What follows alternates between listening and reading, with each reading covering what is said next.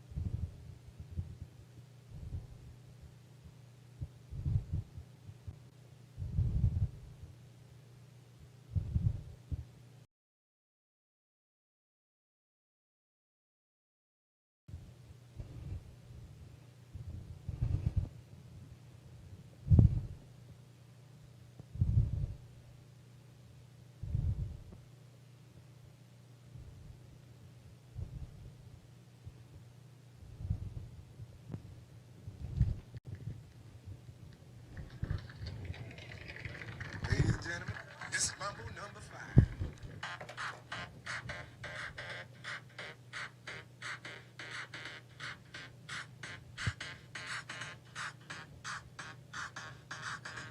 One, two, three, four, five. Everybody in the car, so come on, let's ride to the liquor store around the corner. The boys say they want some gin and juice, but I really don't wanna be a buzz like I had last week. I must stay deep. Oh, I guess it's time for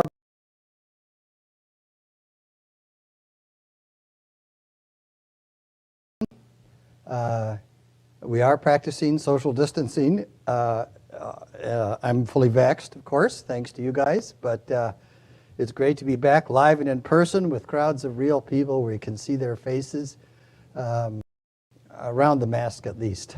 Anyway, today we're going to have a pretty ambitious program. It will be recorded, of course.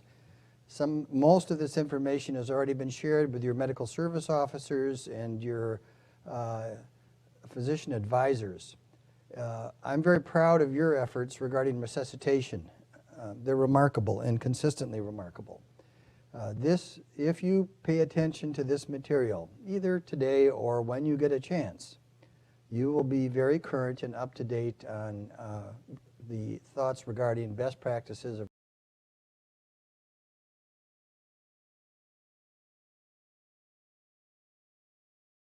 electrophysiology cardiologist, who will look at each link in the chain of survival and describe what is the evidence for best practice in that case. These are messages I think you should take to heart because here get together to discuss these subjects, and I do hope that some of you have had the opportunity to attend the Resuscitation Academy.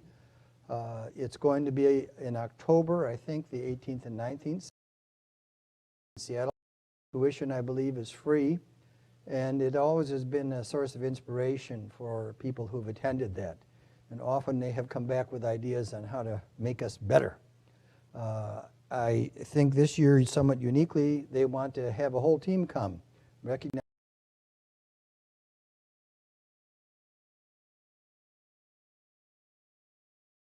they'd like to see everyone from A to Z, including people at the hospital, attend the Resuscitation Academy, at least as a team. So perhaps Spokane can send a team, but ask your MSOs and see if we can't get people.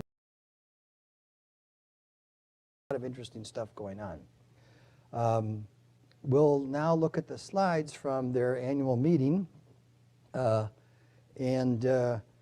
course, since JAWS, Joint Alumni Washington State of the CARES Registry, that theme became popular and the acronym became popular during JAWS, so any event, they use shark terminology. I'm going to kind of race through this information about the Resuscitation Academy, but again, we mentioned that it's going to be held on an annual basis, and it's in person coming up with social distancing in October, and I do hope we're able to have people there. So CARES Registry, I guess maybe some of you take it for granted that we are part of CARES, Cardiac Registry for Enhanced Survival. It's a CDC, Center for Disease Control program that's been in existence for quite a while, but we are one of half the states in the nation where the whole state is committed to participate in it. And you can see the states in white are those that have some places. Well, some of them don't have any places participated in it. And I think together we made a decision about 12 years ago to make this a priority for our EMS system. And we have continued to embrace the principles of resuscitation, and I'm very proud of that. The number of cases has increased as more places have been added. There has also been an increase in cardiac arrest in the United States of America. How do we compare compared to the other states? So we're going to look at some overall demographics for our state and nation. For example, and this is a key one to take home and put it in your bonnet about, well, how do we get at this? This is the location of cardiac arrest. And you can see that we have 77.3% of cardiac arrests occur in the home. Washington State's a little less than that, 72.9. The point being that, we're a little crowded. Make sure you maintain social distancing, please. I understand. It's, no. Yeah, we're live. Come on in, Mike. Well, you don't have to interrupt, but yeah, anyway. All right. So public access defib, a big subject. We'll look at some stats in that regard, but what I can tell you is that, well, the public access defib programs can't go into private residence. So we'll talk about our program that we're participating in a pilot in that I think has a great future and will be one of the keys to further enhancement of our cardiac arrest resuscitation. Again, and you look at public setting, if it's a witnessed arrest, certainly a public setting in general has a more favorable outcome, and that primarily relates to the fact if a patient is observed to go down, someone does something about it, the least of which would be to call 911, maybe the most important part, or if there's access to an AED, they might use it as well. Wish we had more arrests in public, I guess. Witness status, again, we are aware of this theme. If someone is seen to go down, our resuscitation rates are much better. And again, this compares outcomes regarding if a bystander witnessed an arrest, the outcome is threefold better. If you witness an arrest, the outcome is almost fourfold better. Who initiated CPR? You'll see some cumulative statistics about this, but we're stuck around a little over 50% in terms of bystander CPR. And I'm a little bit uncertain as to why we can't do better than that regard, especially with chest compressions only being a reasonable way to approach patients, the preferred approach to patients witnessed to go into cardiac arrest. I would hope we would be closer to 80%, but that's not the case. Some stats on that. Then they look at, the National Registry looks at, well, what is the initial rhythm that patients present with? And again, the most likely rhythms compatible with success are over here in this category, VFib and pulseless VTAC. And you can see our comparison of presenting rhythms as well as those of the nation in general. And there's some variations that occur year to year. Shockable rhythms are what we hope to get to first. This is something we have to take home and think about. Was an AED applied prior to EMS arrival by a bystander? Our numbers are, it's the only category where Washington State's numbers are somewhat lower than the nation's. I don't know that that's necessarily bad. It may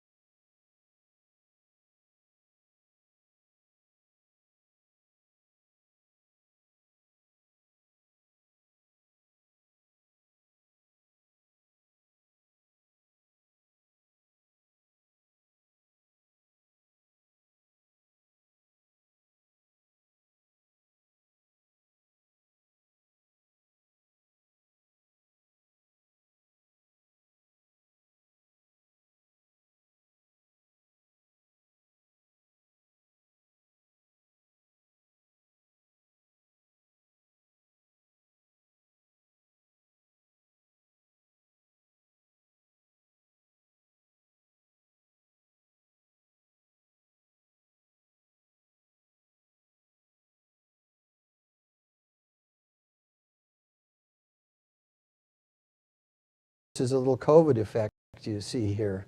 The rest in public. Well, a lot of us weren't going out in public so much.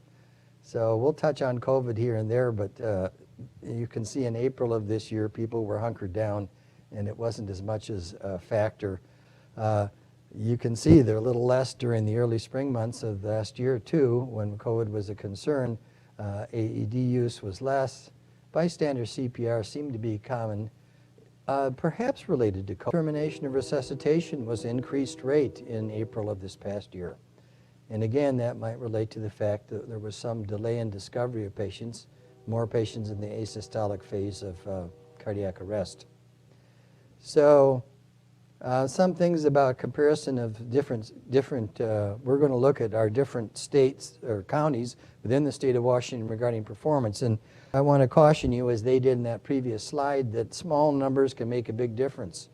There's some slides where one county is performing 100%. Well, that's commendable, but maybe it's only a couple of rests. In each case on these slides, Washington's values are over here in purple, and the lime green are the national values. So we can compare. Now, to compare, you have to know, well, what county is Spokane? And I'm not going to tell you. No, I'm going to tell you. We are K. And isn't it interesting that cardiac arrest presents around age 60 the vast majority of the time? It's just an interesting phenomena. That is younger than the age of stroke presentation by a decade. That is still a life worth saving at age 60. Mostly it's boys. Men get cardiac arrest more than girls. We don't know completely why, but you can see that about almost 70% of our patients are guys. Initial shockable rhythm. This is huge. The more patients we discover in an initial shockable rhythm, the more likely we are to get saves. And we have here, this is Spokane's letter K. We have a little over 25, maybe 26% presenting in a shockable rhythm. That speaks to the fact that you guys are get out the barn fast, get to the scene as fast as possible. Here's an area where you can see a layperson applied a public access defib unit, almost universally except for one county, under 5%. And again, behind the national average. Not been a big strategy in Washington State so far. This one I really don't like, and I accept some personal failure in this regard, and I look to NextGen to lead us into better application of early defibrillation and AEDs by other first responders. I think our recent history, both regarding shooter events, regarding our recognition of the fact our comrades in first response, law enforcement primarily, will encounter first and be available to encounter first patients with severe medical problems. And their empowerment to administer things like naloxone, their ability to control exsanguinating external hemorrhage, and their ability to apply an AED could be life-saving. We have a limited number of AEDs available in our community. We've had some responses by law enforcement with them, and some responses by law enforcement to apply.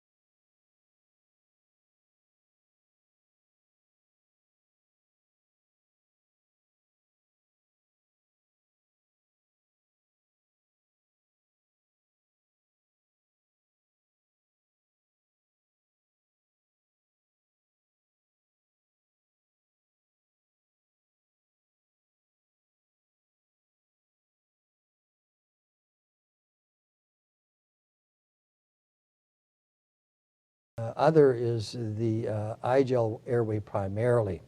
And what we've seen is in terms of a trend around the state, and I think in the nation, is the I-gel is the second airway or preferred rescue airway, and often will assume be placed prior to ROSC, retreating of spontaneous circulation, with definitive airway management through an endotracheal tube after ROSC if the patient remains unresponsive.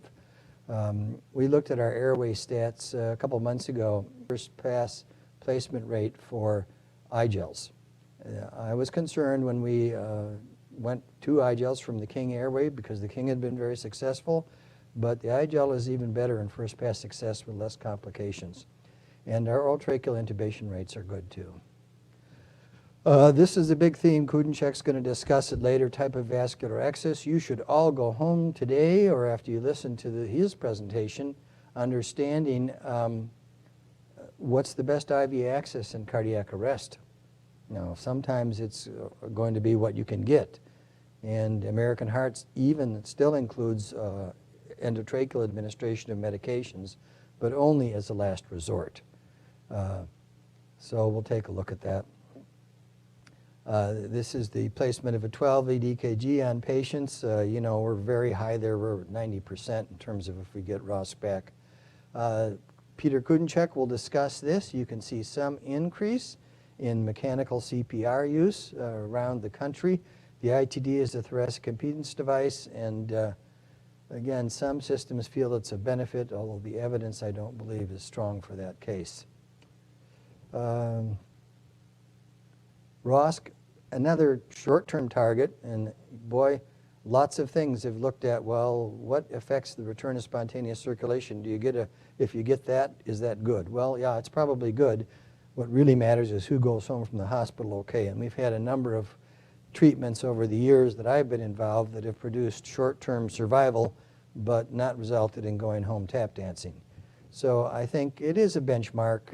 You know, you can't admit someone to the hospital and send him home unless you get a spontaneous circulation. Cardiac arrest is still primarily around the country a stay-and-play game where transport in persistent arrest is infrequent, and perhaps in rare cases of persistent shockable rhythms is desirable. But in general, whether the patient's going to live or die is in your hands. Some aspects of hospital care are also relevant, and let's see, I'm getting a message. Your zipper's down? No, it didn't say that. Oh, yes.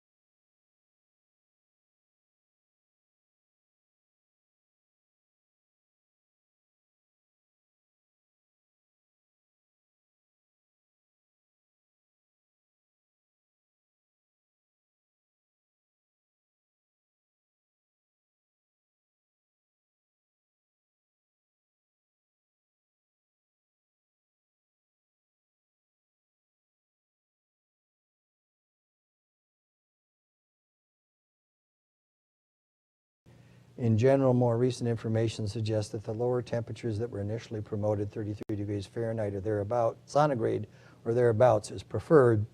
Who should receive it? Well, probably every patient who has an ischemic heart disease cardiac arrest who presents to the hospital without responsiveness. And I think this statistic in terms of data would be improved if we only looked at patients who are unresponsive. And I would hope then we would see received targeted temperature management. This is a hot topic for hospital-based personnel, and this is who should go to get a cardiac cath and perhaps angiography and perhaps angioplasty. And this is still a hot topic. It is uncertain as to who should all go. And it's a great subject to discuss. It was discussed in this JAWS meeting and will appear in the dialogue if you attend the whole conference or listen to the conference entirely.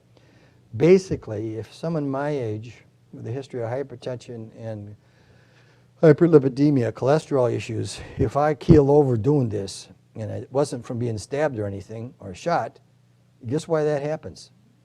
Most often that happens because I have significant coronary artery disease and coronary artery stenosis. So it is the most common cause of cardiac arrest, and many patients will benefit from angioplasty if they find a critical lesion. And I think that's the issue in part. If they do not have ST segment elevation on their 12 lead, they may not go to the cath lab. But we'll look at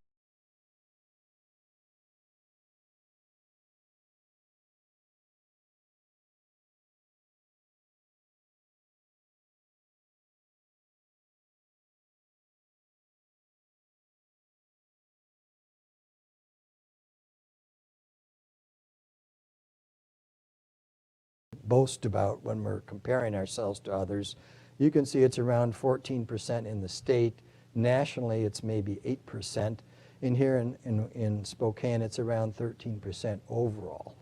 The Utstein survival, which is those patients more likely we have a chance to get back, is the most important apples to apples that we try to boast about if it does well.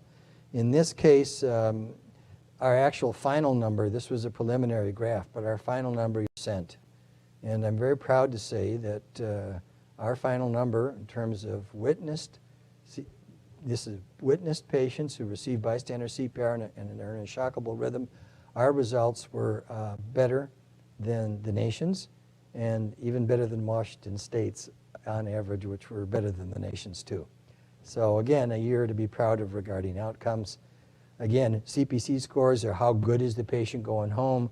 The blue is really sweet, and the orange is not too bad either. Maybe take a little while to get back to playing bridge, but in general, the vast majority of patients go home and in good shape. These are results through time of overall survival. This year wasn't the best year for Washington State, but again, the numbers can vary through time. And overall, we've done very well. Same with Utstein survival, not our most outstanding year, but good, and maybe COVID was a factor. The Resuscitation Academy always encourages us to look at, see where we can be better. And one of the interesting and important themes I think we've identified is work with Dispatch Center to implement dispatcher-assisted CPR. We have done that, and Joliet Minster has a good idea, perhaps, how to expedite the application of chest compressions based on an abbreviated question-answer with the person calling in. And he's convinced me that this may well have some benefit to simply initiate chest compressions sooner, which could be better. And he spent some time listening to the tapes on that. I'm grateful for that. High performance CPR, I think we got to keep training and planning on that. We got to know the rate, depth of compression, complete recoil. Compression fractions need to be kept high. I hope that's a deep part of our culture and that we practice it on a regular basis. And perhaps community CPR for sure. Public access defib, yep, more the better. Every business should have one, but maybe there's other ways we can go too. This program is one some of you, I hope, participate in. Well, I know some of you listening participate in this. We are one of 5 cities in a study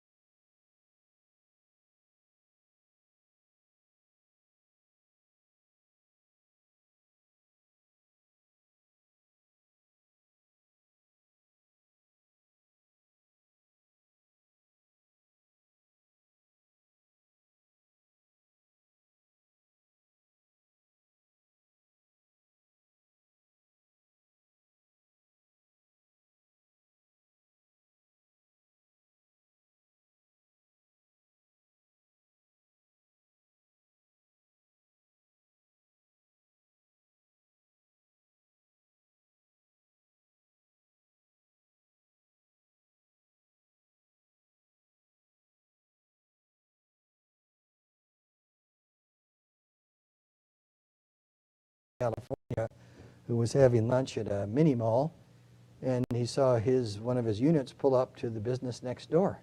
Patient was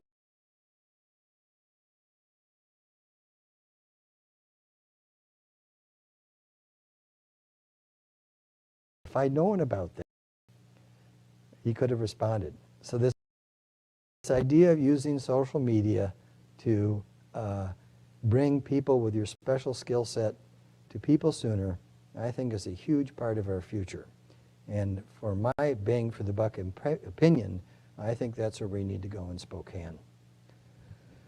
Well, some places briefly abandoned Pulse Point because of COVID, but most places have renewed it.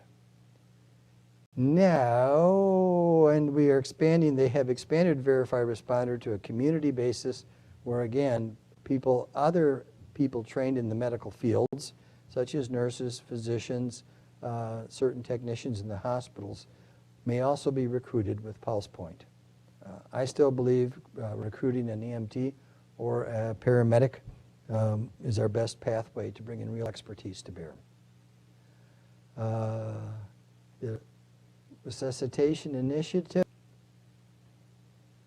outcomes by state. We can look at Washington state's outcome compared to every state that participates in the nation.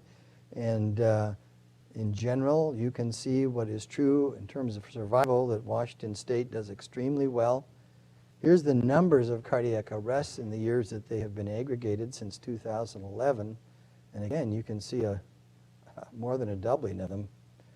And you can see then we can compare, well, how well did we do in terms of things we think are important over time. And trending these things over time is hugely valuable.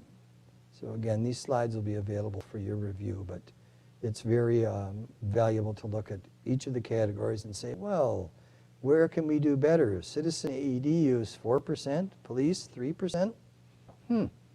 Maybe there's an opportunity for improvement.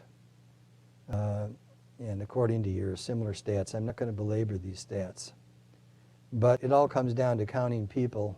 These are all people alive who sustained a cardiac arrest in Washington state and were saved by your types. In Spokane, Washington last year, it wasn't a huge number, not a record number, but it was 31 people who had dropped dead and went home just fine. And you can imagine what that means to their family. It's all about counting the people.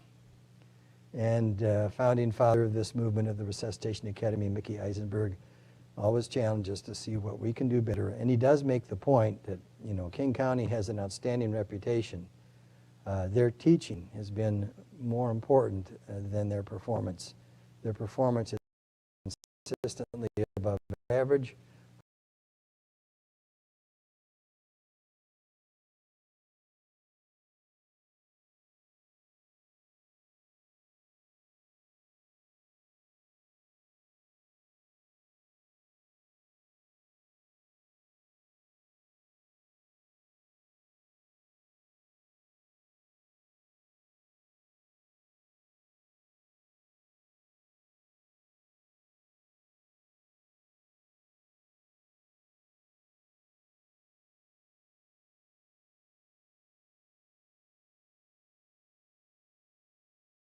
.9%, and then our bottom line Udstein bystander survival 50%.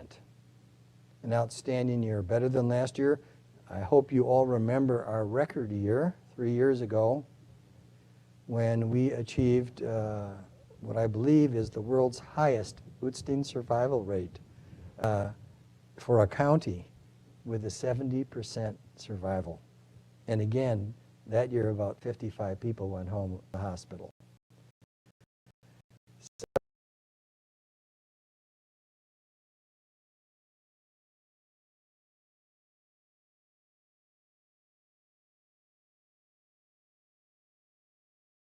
We're perfectly capable of accomplishing much of what needs to be done.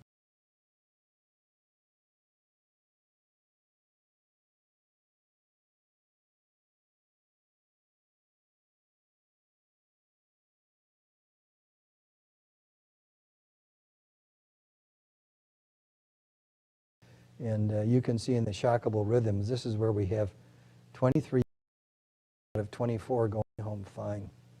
It's a pretty remarkable thing. And we can break it down by witnessed, and in general, the witnessed cases do better. And then this is our summary of our performance compared to Washington's in each of the categories, breaking it by ethnicities and racial groups, breaking it down by location of cardiac arrest and so forth, in our comparison to others. Each year I challenge your leadership and my physician colleagues with, look at this, and also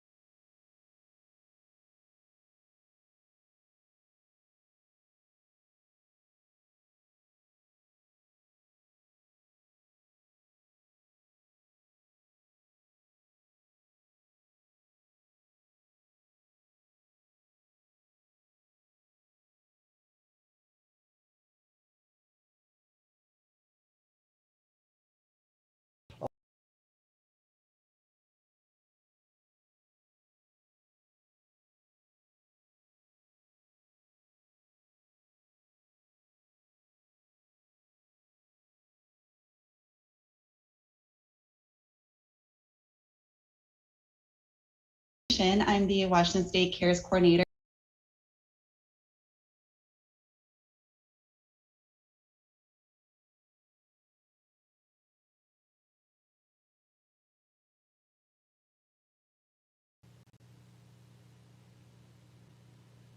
bear with us because we'll get this up. This is good stuff. But again, we're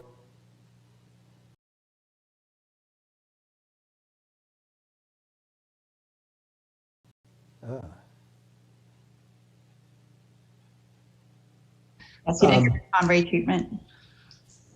okay. I'm just going to make a small correction. I'm not really going to address COVID. I think we'll have time and discussion afterwards. So really the focus I want to take is talking a little bit about the role of resuscitation guidelines, particularly with the new guidelines that came out a few months ago. This is the Utstein formula for survival, which I think we all recognize has the components of medical science, education, and implementation. And while our focus in JAWS and with resuscitation on implementation, it's really the science, I think, that we need to be educated about and implement. And so my thought is to talk a little bit about the guideline process. And to do that, I want to, for those who aren't familiar, giving a little bit of the history of guideline development, just what the process is of putting guidelines together, and then focusing specifically on what guidance we've gotten in 2020 as to where we are now and potentially where we go in the future with resuscitation science. So in the beginning, which is in the investigators like Peter Saffer and Jude and Covenhoven developed different approaches to resuscitation with external massage by the Jude Covenhoven. I'll say Kudenchuk, showing you could develop pressure in the chest by pressing on the chest and developing circulation, and then Peter Saffer showing the advantages of ventilation. It was in this first conference in Maryland in 1961 where those two interventions were married together, providing an approach to resuscitation that involved both ventilation support and CPR. And Peter Saffer had, I think, an important observation that he made then, saying we have many gadgets, but if we have no gadgets available, we still have a pair of lungs, a mouth, and some fingers. And I think that's a perspective to keep in mind as gadgets continue to flood the arena of resuscitation. The first guidelines were published in 1966. It wasn't by the American Heart, it was by the National Academy of Sciences. And the AHA got into the business some years later in 1974, which was the first consensus document that provided guidance for CPR and emergency cardiac care. In 2000, the American Heart Association shifted a consensus, but an evidence-based approach to guidance, where the literature and the support of evidence really was attempting to drive the recommendations. And if you want to look right down here, that's a young Dr. Eisenberg, who was part of that scenario. And then in the most recent guidelines in 2000, the attempt of this approach was to go really back to the beginning and update all the approaches that have been taken over the years and where we are now, with some commentary about their potential use and their limitations. It's important to bear in mind that there are different resuscitation councils throughout the world. And here's where we are, where we follow the guidance of the American Heart Association. But in other parts of the world, guidelines are actually formulated and written by different groups, the ERC in Europe, the Resuscitation Council of Asia, and all these other councils around the world. And part of it, you prevent one council from contradicting the other and coming up with diverse guidelines that if you're in one country, you do one thing, and in another country, you do another. And that was the idea in 1992 when the International Liaison Committee on Resuscitation, or called ILCOR, was created to try to provide a centralized way that all the evidence that the guidelines come from around the world come from a single source. And ILCOR is an interesting word because the word actually means ill heart, if you think about it. And what ILCOR then adopted between 2000 all the way up to the present time is to become the central repository of all the evidence that's then disseminated to all the resuscitation councils throughout the world, including the AHA, who in turn write the guidelines for that particular region. And here's how the system works. The ILCOR, this committee, has a number of task forces, adult basic life support, all the way down to pediatric and neonatal. And they're charged with looking at all the published evidence on the domain that these task forces work within, and to strictly look at that scientific evidence and grade it in a formal manner as to how good the evidence is, and then produce a document called COSTAR, or the International Consensus on Science and Treatment Recommendations. And this document is then published and it's disseminated to all the councils around the world, who then can take that information, that central body of information, and adapt it to recommendations that would be applicable to different regions of the world. Now, that process creates some challenges. This is the group that produced the 2020 ILCOR. These are representatives from councils around the world, but came together to put this document together that then became and national guidelines. There's a challenge in this approach to resuscitation and evidence evaluation, and that is the grade guidelines are very, very strict. They look at a number of parameters: the bias, uncertainty, inconsistency, the magnitude of benefit, and confounding. And the result is that no matter how good a study might be, it ends up being demoted. This is when Dr. Ray was demoted from being a full professor to what he is now, which means it's very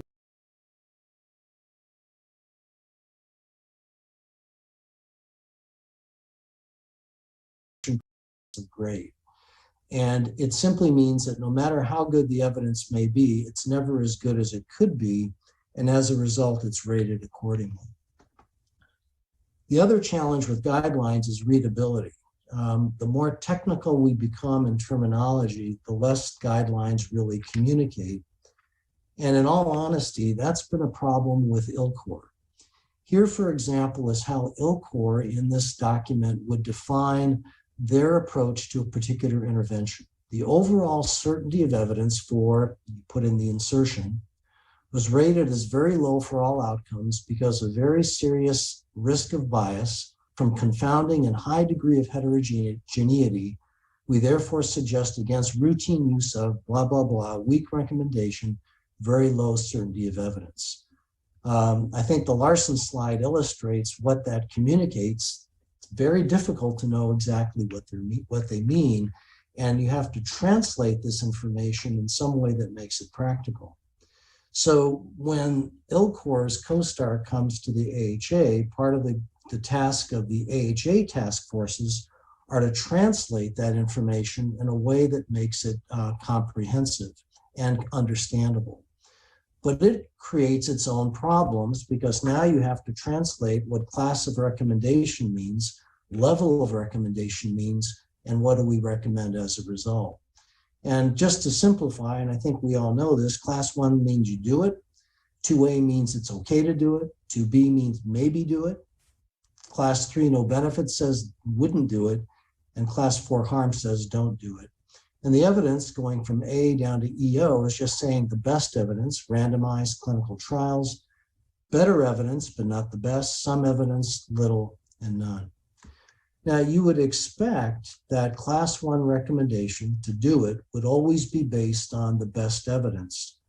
But the reality is that the evidence for the recommendation may not necessarily tie in a one-to-one fashion.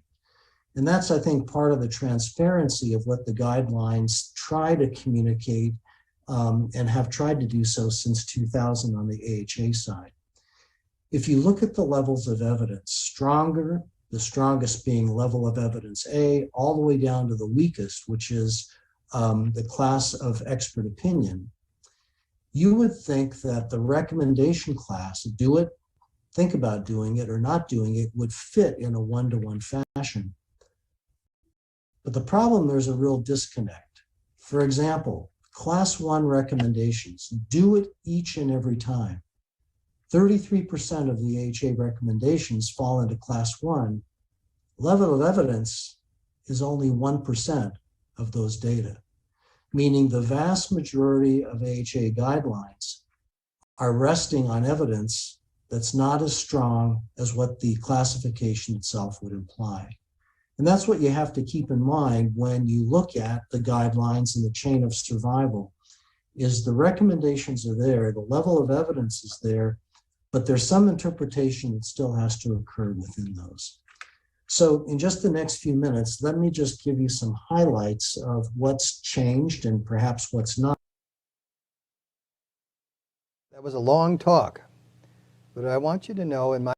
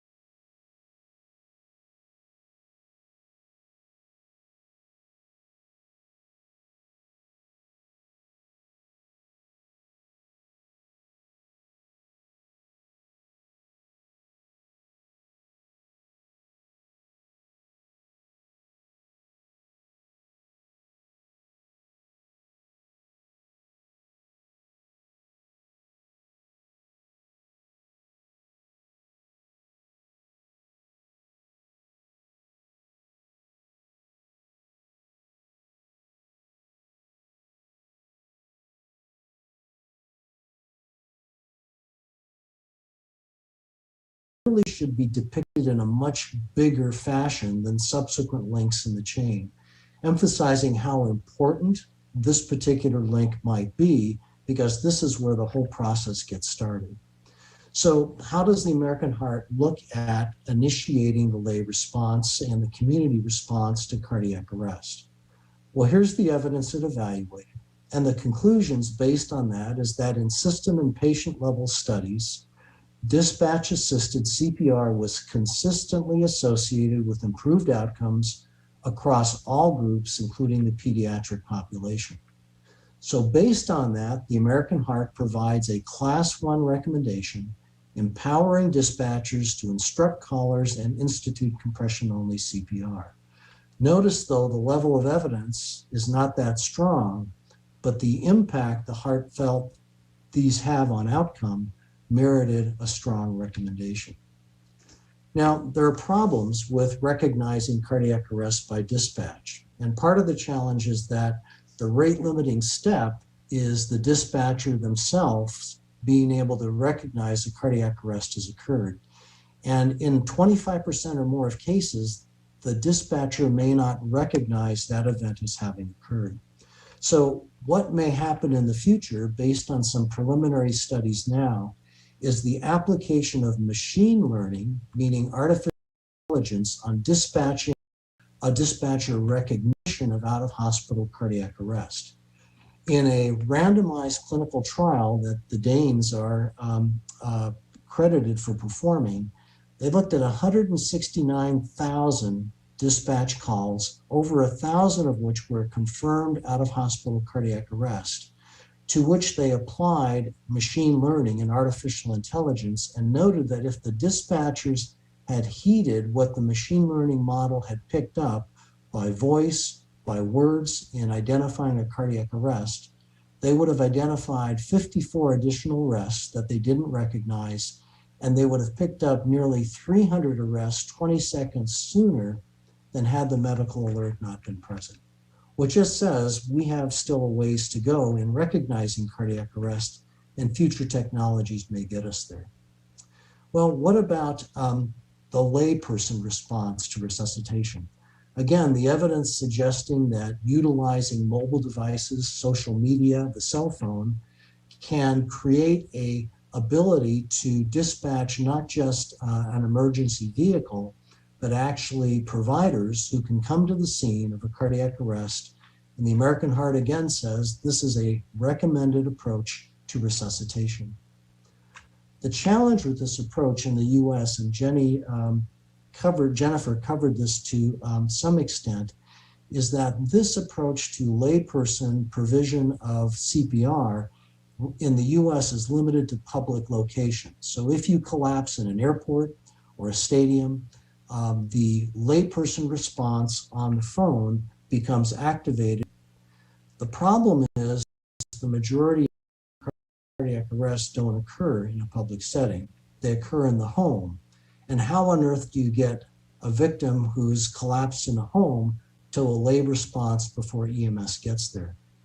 Well, here's Dr. Eisenberg's vision for this. You put a defibrillator in every home, create a low-cost device, put it there, and if you don't happen to have one in your device, go to your neighbor, borrow the cup of sugar and the AED, and save someone's life. That's not realistic. And so the intermediate step before we can develop a low-cost defibrillator that may make scenario possible is what Jen referred to as the verified responder program.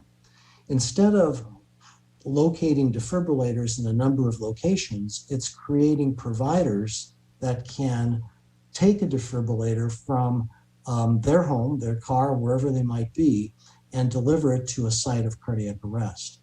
So when 911 is activated and EMS is sent, in addition, through Pulse Point, in this particular study, more than 500 verified responders were also notified.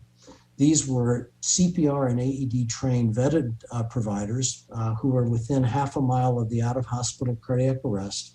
And you all participated, many of you participated in this particular study to see what the impact of that might be, of the AED going to the victim of cardiac arrest. This is the one-year experience that was published from this particular study, and I want to just point out that unlike the community response this is where responders went not just to public locations, but also to locations of cardiac arrest in the home. And what's particularly impressive is if you look at survival in all cardiac arrests in this community, and the 49 where a verified responder was sent to the scene, it looked like there was an impact this had on survival and neurological survival after cardiac arrest. Now, again, bear in mind, these providers also went to public locations, and that drove these particular survival numbers to be higher. But it says just in the first year of experience, this is pretty encouraging of what impact this could potentially have. All right, enough about activation. Let's talk a little bit about high quality CPR. The AHA reinforced the need for high quality CPR, but also had to address mechanical CPR that you saw in the CARES data is being widely disseminated, and many EMS systems are now picking this up. Well, what do the data suggest? Well, in this randomized trial, use of an automated CPR device was actually associated with worse survival and a trend toward worse neurological outcomes and a trend toward worse survival than manual CPR. Another trial randomized the Lucas device, showed no improvement in 30-day survival compared with manual CPR. And a third trial saw the same thing, where a large number of patients were compared with manual versus mechanical CPR, and the difference was not significant. So how do you make guidelines out of that?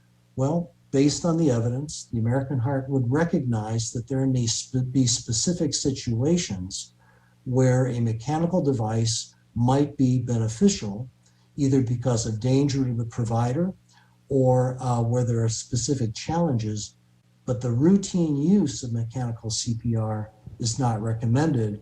Again, the evidence shows no benefit.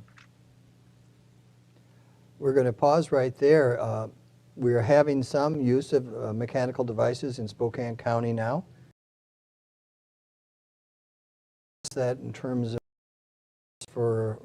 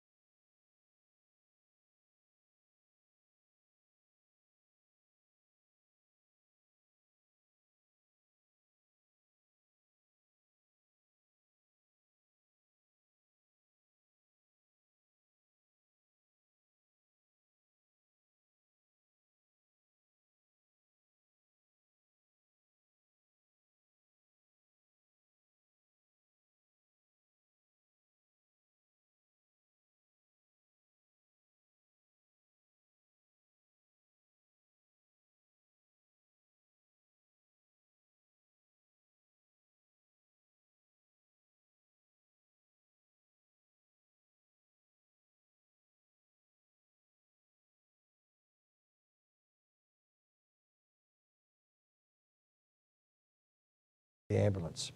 I really like that suggestion that came from one of you. And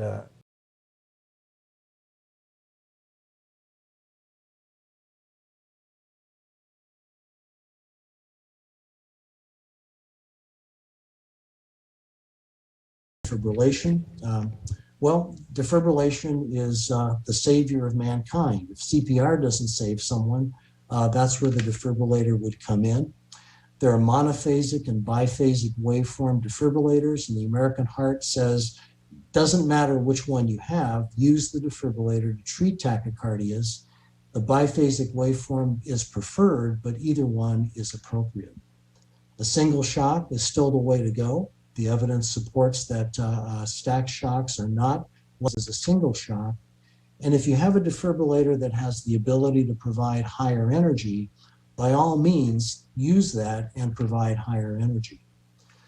One of the challenges that's been raised in recent years has been, well, what if the defibrillator you have doesn't produce enough output in order to terminate VF? And that's created systems that are now deploying double sequential defibrillation. where you put multiple patches on the patient, you deploy 2 defibrillators, and as shown here, you deliver 2 shocks in very rapid succession in an effort to put lots of energy into that particular patient.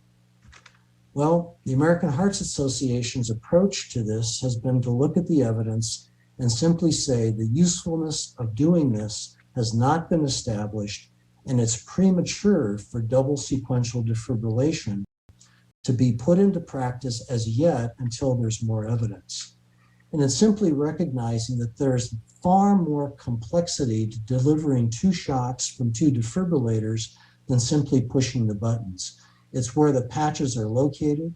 It's how you time the shocks. It's an issue of myocardial injury, and also recognizing that in the vast majority of cases where shock-resistant VF has been identified, it's not because the shock didn't terminate VF, it's because VF recurred even after a successful shock, for which 2 shocks back-to-back aren't going to make any difference. I was actually amused by this particular presentation of showing effective double sequential defibrillation that was presented at one of the heart meetings. Here's the first shock, here's the second shock for VF. Notice the first shock of the double sequential defibrillation actually terminated VF. There was no need for that second double shock in this patient to accomplish that goal. So it simply says this is an area that needs more in the way of in the way of study. What about advanced resuscitation? Well, one of the issues that the Heart Association addressed in the recent guidelines isn't so much the effectiveness of the drugs, but how the drugs are administered that may determine their effectiveness.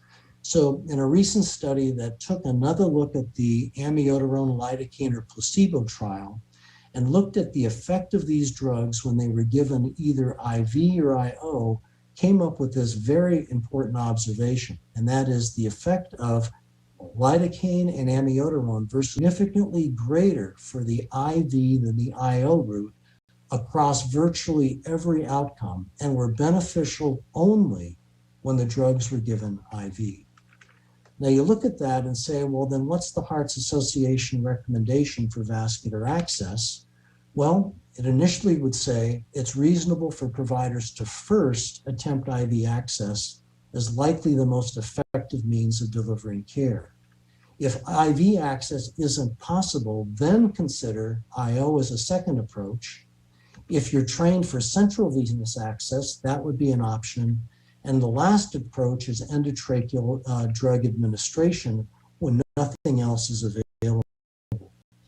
The evidence is based on systematic reviews that question whether IO access, particularly pretibial, is an effective way of giving drugs, and moreover, that endotracheal drug administration is least preferred because it's generally non-predictable. So real quick,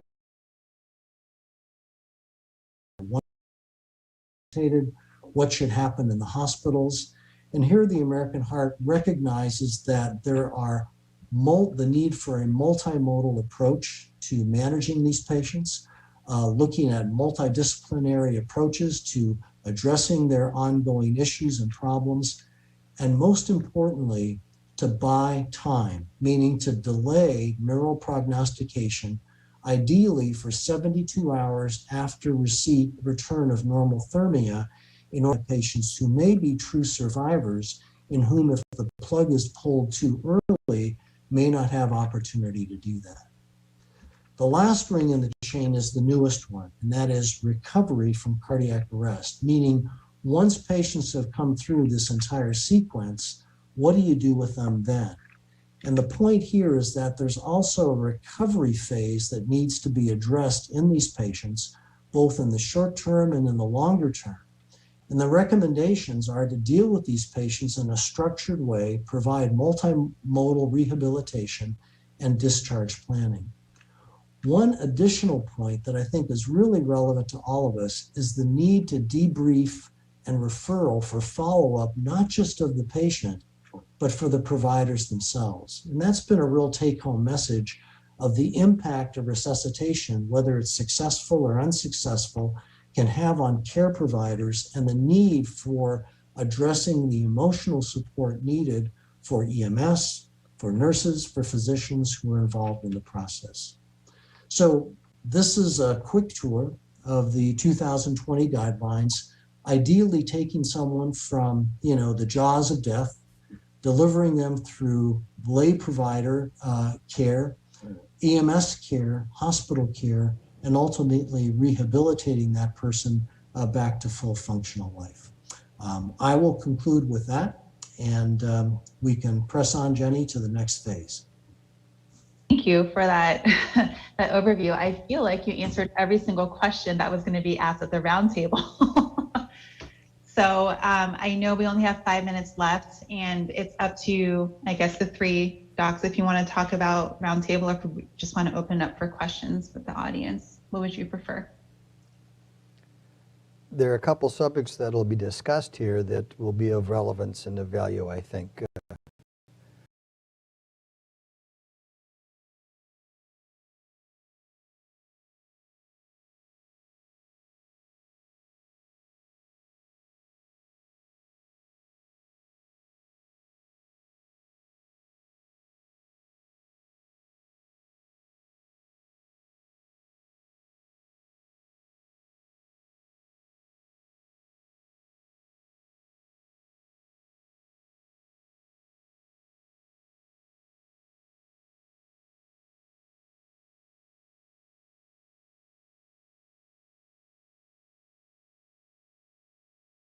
Intensivist. Lance Job is the long-standing MPD for Okanagan Douglas, or at least part of that split. Question for you about angiography. It seemed like there was some data a few years ago that seemed to indicate maybe taking these patients to angio, even if they weren't to STEMI, would be beneficial. And now maybe there's some data kind of contradicting that. I know at least in our shop, our cardiologists are much less likely to take somebody to angiography except for STEMI patients over the last year or two. Just seeing some of the data and noticing that, I know for us, our angiography rate is down. So wondering if you guys could comment on that at all. Yeah, I'll throw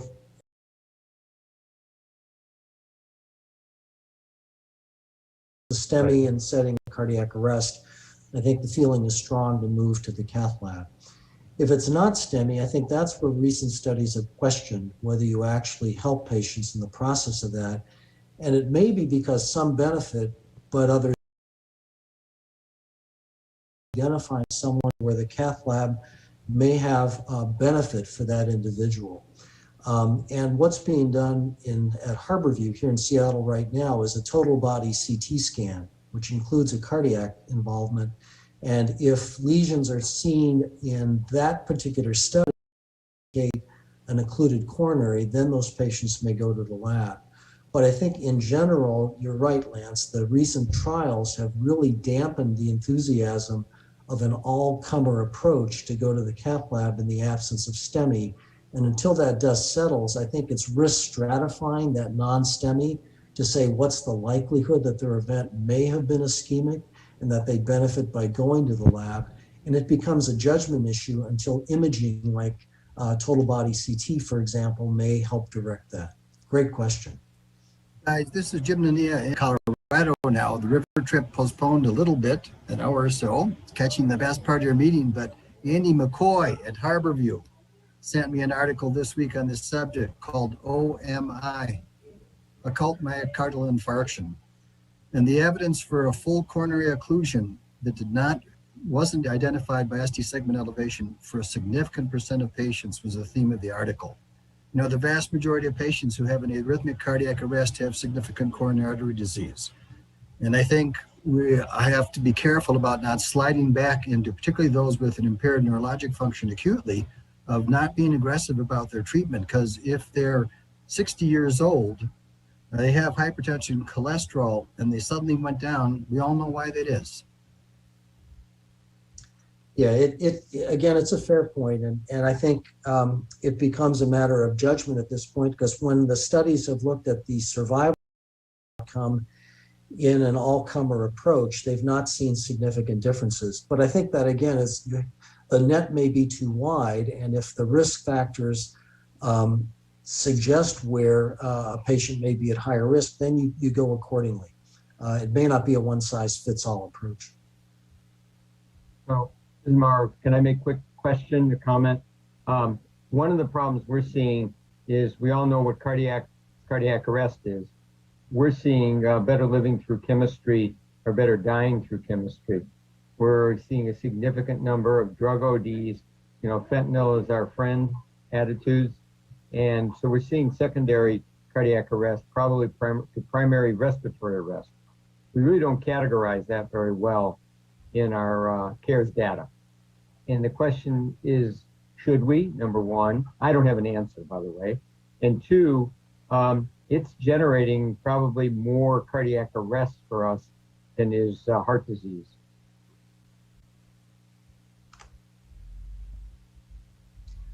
I'll tackle that briefly, Marv. It's a great observation. One of the recommendations that did come out, and opioid OD was addressed by the AHA, and I think maybe the most important take-home lesson from that is the fact that naloxone is not a savior. It's ventilation and CPR that ultimately becomes that. And so drug therapy plays a role, but again, CPR and the basics are the important foundation for dealing with a opioid OD. Yeah, hi, Dr. Wayne. So it's Tom Ray. We do track specifically drug overdose, and it is a climbing proportion of cardiac arrest. It's certainly still a minority in our system. I mean, it's obviously we see lots of non-fatal drug overdoses, but I last check it was somewhere up around 7 or 8% of all treated cardiac arrests. And I agree. I think we do need to, I agree with what Peter says. Obviously, the treatment is the treatment, core CPR and ventilation, and see where you go from there. Hey, everyone, I just want to say we are at time. I want to be respectful of everyone's time, but if you do want to stay on, I know that Dr. Carlbaum has had his hand up for a while. We will continue recording this if you want to stay and ask your questions. I just spoke for all the docs, sorry. Yeah, go ahead, David. I just want to respond to Lance's comment. Lance, I think the COAC trial in the Netherlands is interesting, and that's the putting the brakes on. And I agree with Dr. Nania that that trial had a very low incidence of coronary artery disease. And so I think it's choosing the wrong patients. I think using a risk profile of the right patient might be the wiser thing. And I look forward to that trial being reported. And then as an intensivist who cares for post-cardiac arrest syndrome patients quite frequently, and as a regional expert in that, I agree with Marvin. I think we should start to think more about the patients who present with primary respiratory arrest, because in their outcome, they do remarkably poorly. So it seems like brain is very prone to inflammation and swelling, and these patients may require very different treatments when they initially have very high CO2s and then have cardiac arrest. So these patients do awful, frankly. And I think we may have to do more aggressive neurocritical care, such as hypertonic saline, or think about ICP monitoring if we're going to get them through their post-cardiac arrest phase. If I may just add on a comment to what he just said, we actually are being very aggressive in neuroresuscitation on our post-drug-induced arrest. And these people all are going through an aggressive pattern of resuscitation, evaluation, and they get targeted temperature management. We just cooled our 1,003rd patient a week ago in our TTM program up here. And unfortunately, the percentage that are related to pharmacologic malfeasance is growing rapidly. But outcomes aren't too bad. We're ranging over the years between 49 and 51% of the patients that make it to the ICU are going home with CPCs 1 or 2. But again, a higher percentage seem to be from drugs than primary cardiac. So our problem is for all of us.